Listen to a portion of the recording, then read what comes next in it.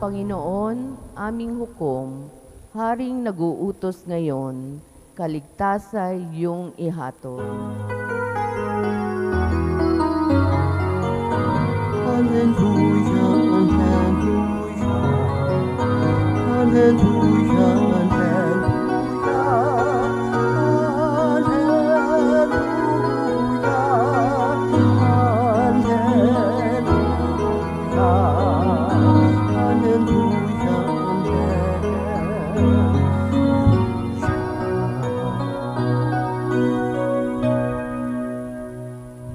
Sumainyo ang Panginoon. At sumayo rin. Ang mabuting balita ng Panginoon ayon kay San Mateo.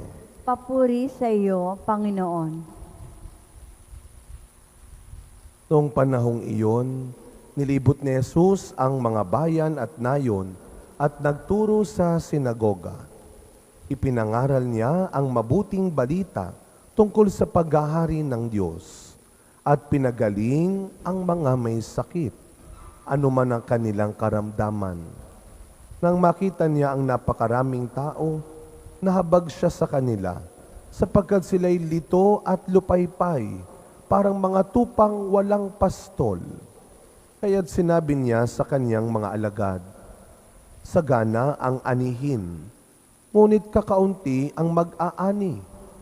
Idalangin ninyo sa may-ari ng anihin na magpadala siya ng mga manggagawa sa kanyang anihin.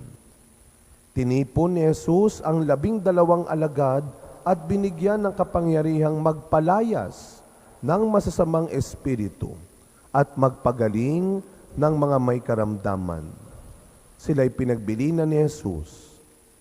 Hanapin ninyo ang mga nawawalang tupa ng sambahayan ng Israel. Humayo kayo at ipangaral ninyo na malapit ng maghari ang Diyos.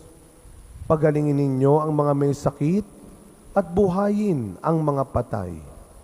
Pagalingin ninyo ang mga ketongin at palayasin ang mga demonyo.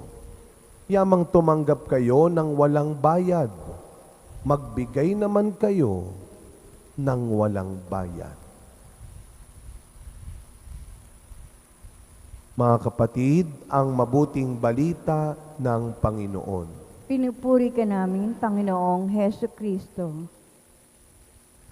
Good morning po sa inyong lahat. Good morning po, Father. Batiin muna natin ang mga kasama nating good morning. Morning. Ito po ang huling first Saturday sa taon na ito. No? Dahil pagkatapos nito, ang susunod na first Saturday Mass natin, next year na. At yun ay sa isang buwan, no? Parang napakatagal pa.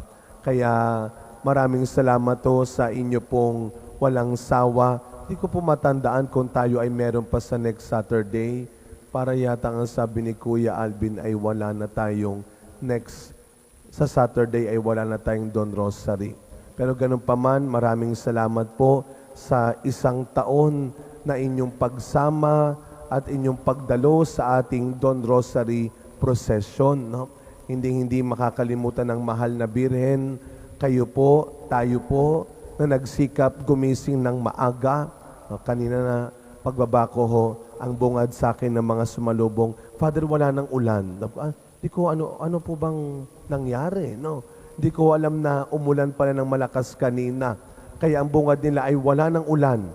Isa lang ibig nilang sabihin, tuloy, Father, ang prosesyon. Alam niyo, siguro yun ang isa sa mga magandang idinulot ng ginagawa nating itong Don Rosary Procession. Hindi lang sa ginigising pa tayo. No? Alam niyo, magandang biyaya yon na itong ating pagising ng maagang maaga ay isang paalala na lagi pa tayong binibiyayaan ng Diyos. Yung magising pa tayo ng magising pa lang biyaya na. Yung maaga, bonus pa. Kasi hindi lahat nagigising lalo na ng maaga. At tayo nakukuha pa natin, nagagawa pa natin. Hindi ko alam kung dahil tumatanda na tayo, kaya gumigising na tayo ng maaga. Sabi nila, pag tumatanda ka na, maaga ka na talaga gumising. Abay, biyaya yon.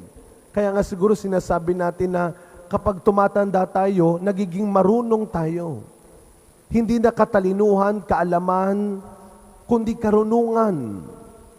Kaya sa pagtanda ng tao, ito ang binibigay ng Diyos. Mas natutunan na natin kung ano ang mali sa tama, kung ano ang mabuti sa masama. Kaya nga sa ating ebanghelyo ngayon, ang sabi ng ating Panginoon, marami siyang pinagaling pa ring may sakit. At lahat ng iyon, iba't iba ang klase, pinagaling pa rin niya. Pero sana mga kapatid, tulad ng sinasabi ko sa mga deboto ng Nazareno, ang pagdedebosyon dapat laging may kasamang pagmimisyon. Sana itong debosyon natin tuwing first at tuwing Saturday ay magturo sa atin na maging matapat tayo sa ating misyon. At ano ang misyon natin? Hindi yung tayo lang ang gumaling. Hindi yung tayo lang ang guminhawa. Hindi yung tayo lang ang makatanggap ng biyaya. Ang misyon natin ay yung madagdagan pa tayo. Ay yung makaranas din ng iba. Kaya nga kahapon sa ating ebanghelyo, yung 2 bulag na pinagaling ni Kristo, ano ang sabi niya? Huwag na kayo maingay. Huwag niyo nang ikwento sa iba. Pero siguro may lahing Pilipino. No? Ikinuwento pa. Minsan tayo ganyan sinasabi, huwag mo lang sabihin sa iba, huwag kang mag-alala, ako at ang buong mundo lang ang nakakaalam. Pero ganun ang ginawa ng 2 bulag. Hindi nila napigilan. Kaya anong sabi? Ikinuwento nila ang ginawa ng Panginoon sa kanila. Yun ang misyon natin. Ikwento natin ang mabubuting ginawa ng Diyos sa atin. Ipasa natin sa iba ang kabutihang binigay ng Diyos sa atin sa tulong ni Maria. Kaya sa pagpapatuloy na misa natin, mga kapatid, ngayong huling unang Sabado ng taon na ito, baunin natin ang paalala ni Maria na tayo ay mabuhay hindi lang ng may debosyon. Araw-araw hanggat humihinga pa tayo, hanggat buhay pa tayo, gawin natin ng matapat ang ating pagmimisyon. God is not asking us to pay it back. Just pay it forward. We are blessed to become a blessing. Huwag tayong matakot, huwag tayong madamot na ipasa ang bigay na pag-asa at biyaya ng Panginoon sa atin. Amen.